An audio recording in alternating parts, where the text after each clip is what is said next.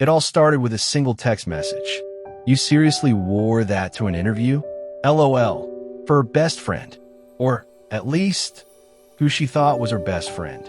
Jade stared at the screen, then slowly locked her phone. Her reflection in the bus window looked back. Tired eyes, hopeful smile, and an outfit she'd picked with so much care. She thought she looked professional, grown, ready, but apparently not cool enough. That interview wasn't just a job opportunity. It was her shot at getting herself back. See, Jade used to be that girl. Flawless Instagram grid, curated playlists, coffees posted with just the right filter.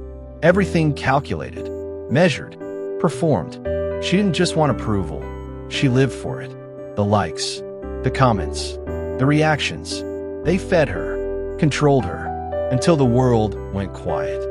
Her dad died last year. No warning, no goodbye, just a silent heart attack on a random Tuesday. He used to say, "Jade, if you spend your life trying to impress everyone, you'll forget who you are and the world won't notice." It never does. She never really listened, until silence became her only company.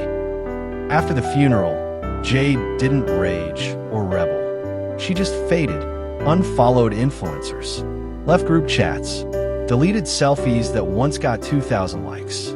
She didn't explain it. She just started letting go. Her best friend, Mara, called it a quarter-life crisis. "You can't ghost everyone, Jade. People care about you," she said. But Jade wasn't so sure anymore, because in her silence, the world didn't fall apart. No one came knocking. No dramatic please. They just moved on. And strangely, so did she. Then came the interview. A junior creative role at a small agency.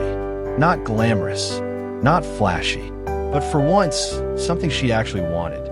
In the elevator, her hands trembled. Not for nerves, but from a quiet fear. What if I'm not impressive anymore? The interviewer, a woman named Rena, looked her up and down. "You're not what I expected," she said. Jade braced for rejection. But that's a good thing. Wait, what? "I'm tired of clones. I want someone who thinks for herself." "Can you do that?" Jade grinned. "I'm learning." 2 days later, she got the job. Texted Mara the good news. No reply. Checked Instagram. Mara had unfollowed her. At first, it stung, like silence with sharp edges. But then Jade remembered something. A few weeks earlier, she'd posted a photo. No makeup, no filter, just her messy hair journaling on a park bench. Only a few likes, none from the usual crowd. But one comment stood out. "Thanks for being real. This made me feel less alone." From a complete stranger. And that's when it hit her. Maybe people don't care when you perform, but they notice when you're real. And those who vanish when you stop pretending, they were never your audience. They were just critics with front row seats. Mara finally texted, "Are we still friends? You've changed."